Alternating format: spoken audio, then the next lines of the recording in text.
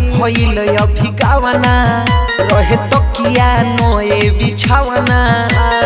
ए सखी अरे सुन न हो, नए नए भइल अभी गावना रहे तकिया नए बिछावना।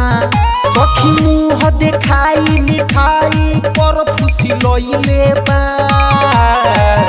पहिले दिन सोनिया चांद के पार देखइले बा। सखी मुँह देखाई मिठाई पर खुशी लइले बा। पहिले दिन सोनिया चांद के पार देखइले बा।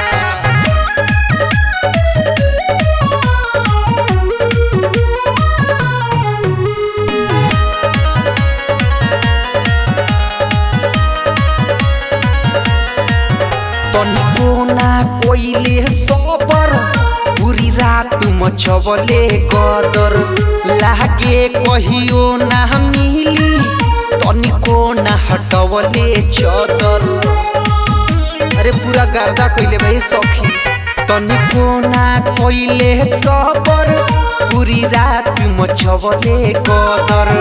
लागे कहियो ना मिली तनिको ना हटवले चदर। सखी सब तरीका एके दिन अजमइले बा। पहिले दिन सैया चांद के पार देखइले बा।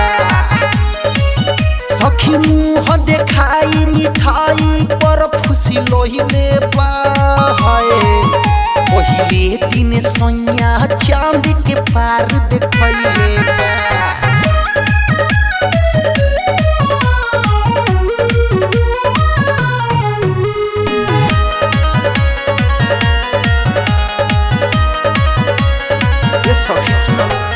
पहिले पहिल रहे खुशी कुछ कहब तो जइहे रूसी। इहे सोच के जियारा डरे हम के न बनाव दोषी।